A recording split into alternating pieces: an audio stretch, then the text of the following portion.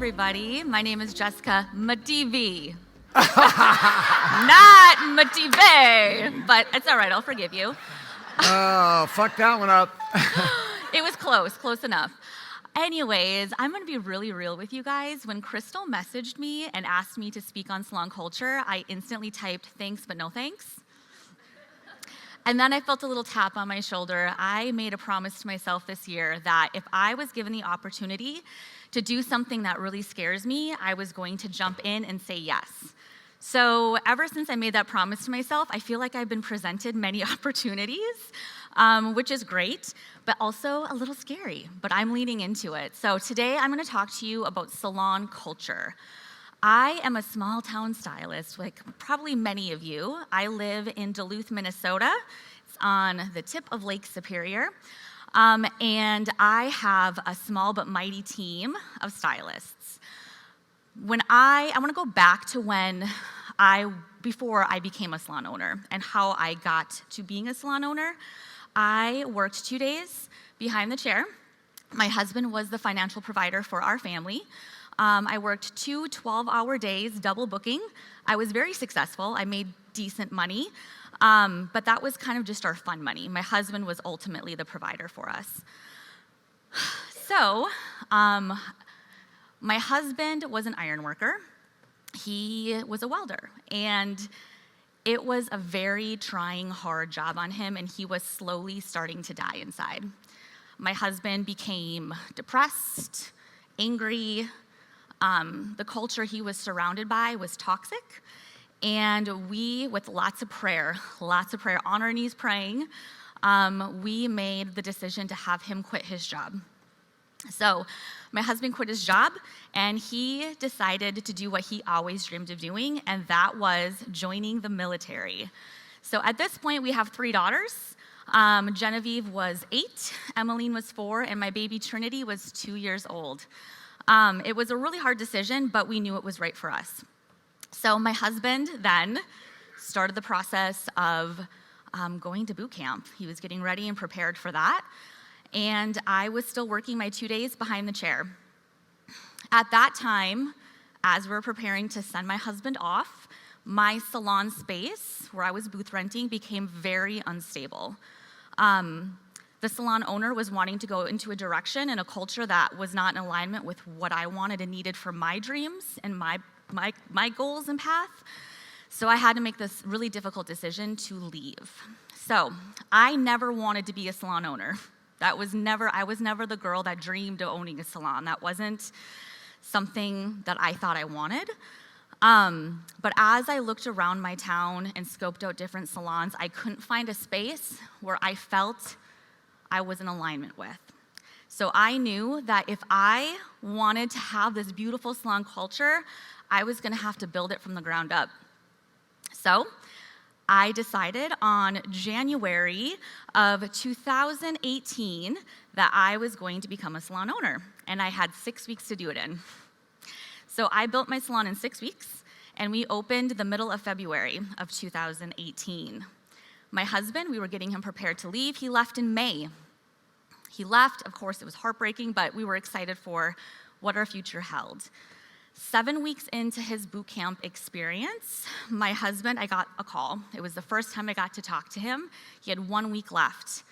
He was a leader in his group, I don't know what they call it, but he was a leader, and they had really high hopes for him. He was older going into it, and that was really enticing for them because there's a lot of 18-year-olds coming in, and they threw him into leadership positions right away. But he was medically discharged due to hearing loss from his decade of being an iron worker and a welder. So in that moment, my husband got on the plane to come home. Our insurance was gone, and all of our money was gone. We had no idea what we were gonna do. I'm a very faithful woman, and I believe in Jesus Christ. And so I got on my knees and I started praying. And I just kept feeling this draw of, you can do this. You've been saying no for so long. It's time for you to say yes. So that was the moment I knew I needed to step into my power and I needed to give my husband the opportunity to heal from what was a really heartbreaking experience for him, and it was time for me to lead. So I didn't know how that was going to look, so I decided I'm going to work full time. I'm going to open my books, and God provided, and I filled my books instantly. Like, it was instant. And we were doing pretty good, but we were paying the bills. I was putting food on the table, but that was about it. There were no vacations. There was no fun spending. It was the bare minimum, but I was thankful and very grateful for that. I was an extension artist, but I was doing tape-ins and eye tips and all the things, and I hated them. Like, my clients would look amazing when they left my salon, but if I saw them at the grocery store, I was like, whew. Like, don't tell anybody I did your hair. So I actually gave up extensions altogether for a solid 6 months until I found MBR. And I was scrolling on Instagram, and it just popped up. And I'm not somebody who jumps in right away. I'm like, I'm a prayer. So I'm going to pray about this. I'm going to just, like, watch other people do it, see how it's working for them. And it was calling to me. So I decided to sign up. I didn't know what I was getting into. Honestly, I wanted to learn a new extension method, something that I could maybe bring home a little bit more money. And that was my mentality going into it. So where are my BMS Con 4 ladies? Whoop, whoop. Yes. So I was BMS Con 4. We were in Irvine, California. And that was my first time away from home by myself since before I had children. So it had been a hot minute. And it was an amazing experience. But what I didn't know is that my life was about to get turned upside down and shook up. So I'm there, and I'm just like, I'm here to learn a new extension method. I'm going to bring this home. I'm going to have amazing clients. I'm going to get paid a little bit more. I never envisioned the life that I could have actually had.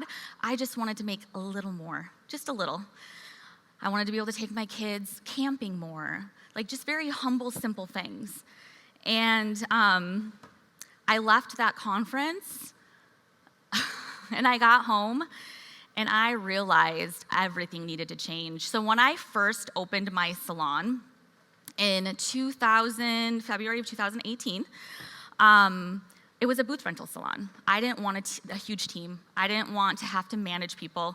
I just wanted to duck in, duck out, get paid. So my only profit was what I was making behind the chair. And I didn't really see that changing. But after convention, I realized, like, I didn't have the culture I wanted within my space, and that was the whole purpose of me opening a salon. And so we switched it up. I let go of services, and I hired staff. So this is where I want to go into salon culture. I think that as salon owners, we think that if we build it, they will come, and if it's fun, they will stay. And that is not the truth. There has to be structure. There has to be systems in place. And I learned that the hard way. So I had to fail forward over and over and over again. So I would fail, I would learn, I would create a system, because in all reality, systems are solutions on repeat. So I just kept learning all these new things. And slowly I failed. Like I said, I had stylists that would come, and they would go because they thought it was going to be one thing, and I didn't really know what I was doing. And so that kind of happened for a little bit until I really learned, like, where does culture come from? And to me, salon culture, that's the heartbeat. That's the pulse of your organization and of your company. And in order for me to really learn, I had to step back and take some time and really be honest with myself. What are my non-negotiables? What are the things that is required to be a stylist in my salon? So that's when I came up with core values. So if you are a salon owner and you have a team of stylists and you feel like it's not where you want it to be, I would really suggest you get honest with yourself. Go in internally and figure out, what are my non-negotiables? What are my core values? These are the pillars that your company will sit on. This is something you can always go back to. It holds yourself accountable, and it holds your stylists accountable. Stylists want that. They want to have some kind of structure that they can work with. Otherwise, you're like not having communication. There's just so many things that can go wrong. So I'm just gonna go really quick over what my core values are in my salon. One is authenticity and integrity. That's our number one core value. And what that means is I don't want cookie cutter stylists.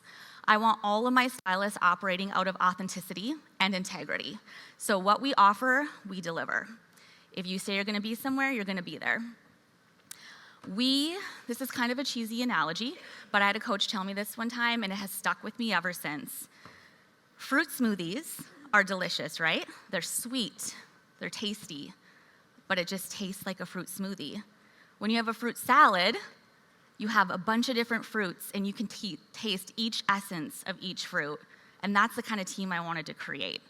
I wanted to create a team where each individual stylist had their own flavor, their own flair, their own personalities, and they weren't trying to be like the stylist next to them. So my call to action for you salon owners is to go back tonight, take 20 minutes, and think of what is your culture? What is the feeling that people have when they enter your space? Is it catty? Is it disrespectful? Is it lazy?